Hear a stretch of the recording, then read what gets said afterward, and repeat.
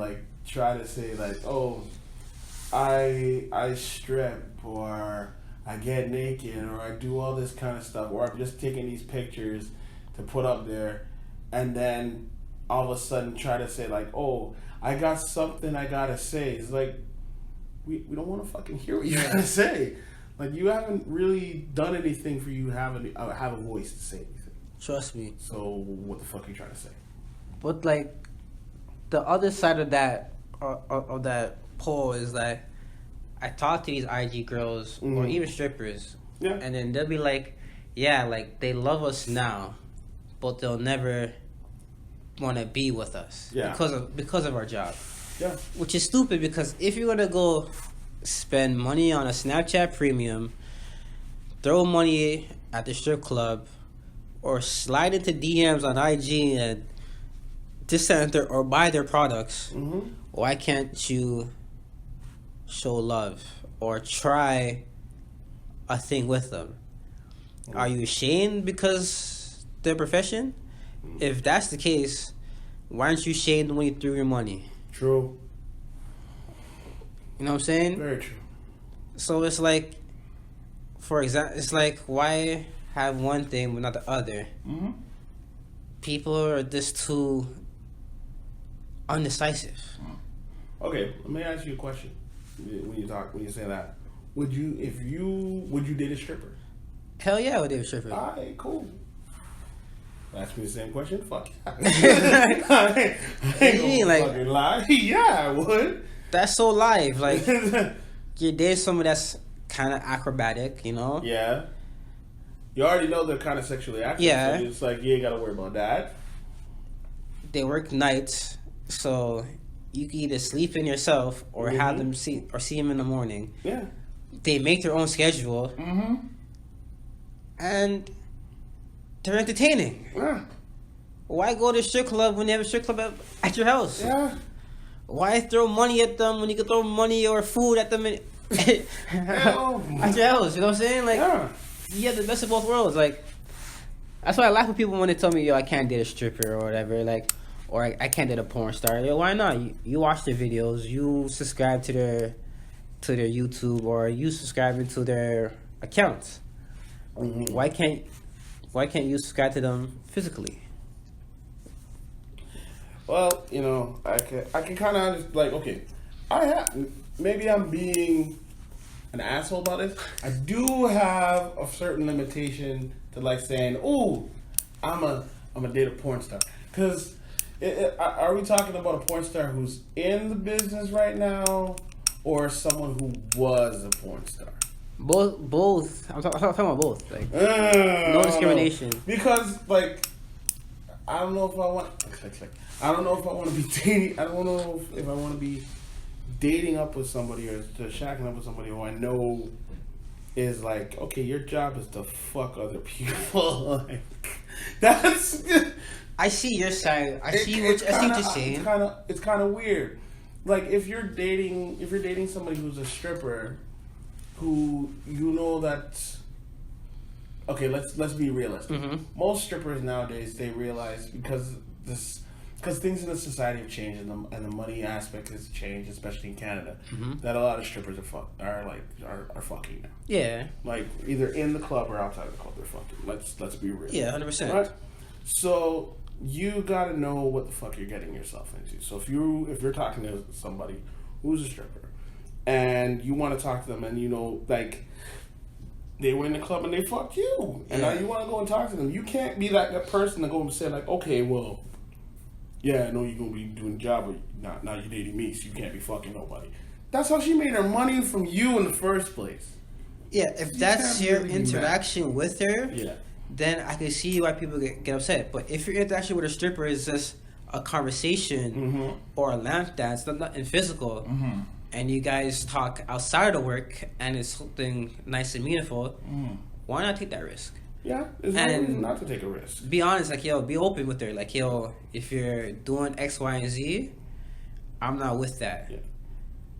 And it's like, yo, it's really in any profession. Yeah. You're taking a risk with anybody you date. Because even like I'm dealing in our industry. Not to say what our industry is because it's nobody's business, but dealing in our industry. It's hard because like there's long days, long nights. Hours, yeah. Yeah, there's longer hours. You can go 14 hours a day. And, someone dating someone like us in our industry is fucking hard. It's like dating a doctor. Yeah, because you don't know when you're going to see that person. You don't know when you're going to have free time. Your schedule is going to be fucked up all the time. And that's one of the reasons why it's like some people find it hard. They find it really like annoying to date somebody in our profession. So it's like, if you're not willing to take a chance with somebody who's working in a fucked up profession, that their like stuff doesn't really work on their end, then you're an asshole. Yeah. That's being said, like with the porn star stuff, I don't mind that because end of the day, you don't know what your partner was doing before you. Yeah. From, let's say, high school, because hopefully everybody was sexually active in high school, not elementary school. From high school until you guys met, you don't know what she was doing or he was doing. He could be doing the same thing that porn stars are doing. Just that it wasn't recorded. Maybe it was recorded. Maybe it was. But not on a huge platform on the web. Or they weren't getting paid for it. Maybe they were. So all you gotta have that little gray line, like that girl guy that you meet at the coffee shop or at the bookstore, even the bus, they could have been or are a porn star. But you don't really know it because they're in their civilian clothes or they're talking to you calm and polite. Or they could be a stripper and you don't know. And you don't know.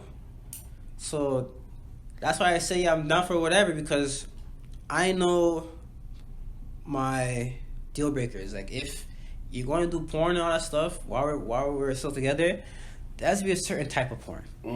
I'm not trying to be like the Jackson 5 father and dictate what you do, but there has to be ground rules, not to make me feel stupid or whatever. No, just to protect my health.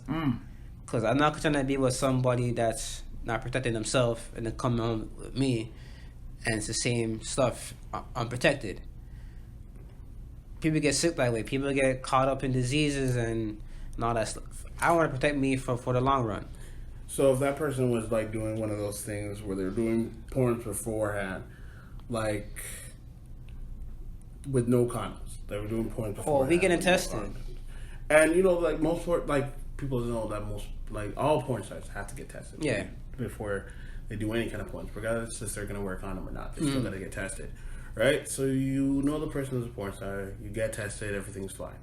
And you know that they've been doing like stuff where they've been doing no condoms. Now, if you're dating that person now, would you try to make a stipulation about, if you're gonna keep doing this in this business, you gotta start making that your partners wear condoms, because I don't trust none of the guys in the industry. Now, would you make that kind of stipulation? I can see that. Because knowing that it's like a lot of porns that no condom get more money than the ones with. Yeah.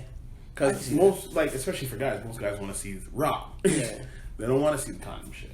And I say for myself, like, a lot of times, if I'm watching a porn and it's like, this is some hot and heavy shit, this is getting good, and as soon as I see the guy put on a condom, I'm like, I'm turning off this guy. I'm off this. And it said no boots. Guy, I don't want to see if I'm watching like a black dude fuck a girl, and all of a sudden he's putting on a pink condom, like, I'm done, guy.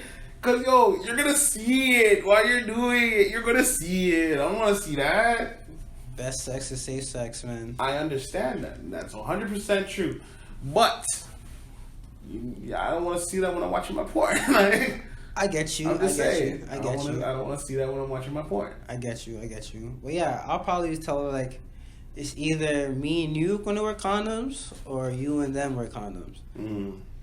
Like, I don't mind wearing condoms with a partner. Like, I don't mind it. If your profession is adult-like, I'll most likely wear condoms just to be a safe side for me. This has nothing against your job or whatever, or your feelings towards me. Just in case, let's just say we break up or whatever the case may be, and I get the bumps or the burns. Yeah. I just put my life on the line. Just for you. So I use a condom. But if she wants to like stop or change from girl to girl or just solo webcam, I'm totally fine not wearing a condom. Okay. I'm saying? I deal with that. I hear you. So, like, that's how it is. That people, it's just all about options. There's options everywhere. You could be with somebody for a year. They do one thing that pisses you off. You're gonna swipe left and try to swipe right with somebody else. I always say this. Like, I always blame two things for the decline of communication between humans. Like face-to-face communication is the internet and smartphones. Yep, 100%. Those two killed interactions with other humans. Yeah, face-to-face. Because I could easily just go to my phone. Let's say I'm lonely tonight or whatever. I want a date or arm candy. Just go on my phone, go on an app.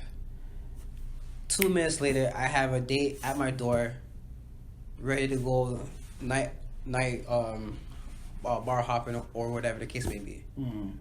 Nobody is coming up to people nowadays like, hey, by any chance, like, are you single or whatever? It's all through the phone. And then when people meet each other in person, it's like, what do I talk about?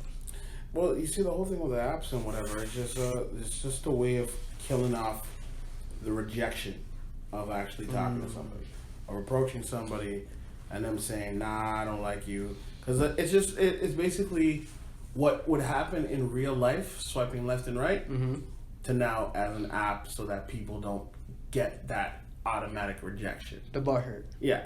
Because like I said, I've been on the app. Like I'm on some of those apps, the Bumble and whatever. And I still say Bumble's a bullshit app because it's an app just made for women, and it's an app that basically women can judge men. And yes, some of the apps are made out there for men to judge women. Yes, that's shitty too.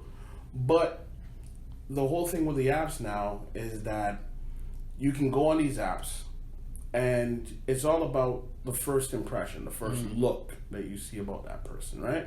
So it's just like in a club. You get that first look that you see that person like, oh, do I want to approach them, right? So when in reality, when you see that person you see that they look a certain way that you find physically attractive, now it's up to you. Are you going to approach them or are you not going to approach them? With the apps, you swipe right to say like, yeah, I want to talk to you. Now, if that person you don't come up in their feed, they'll never get that swipe. If you come up in their feed, they can be like, oh, nope, I don't want nothing to deal with you. So it takes away the whole rejection because half the time you're just swiping. You're not really looking at faces. You're just like, oh, she's attractive. Swipe. Yeah. Within honestly, from in the time you look at the picture to you swipe, that picture has not registered in your head. All you saw was something about them that physically made you go like, ooh, you swipe right and you never see that face again.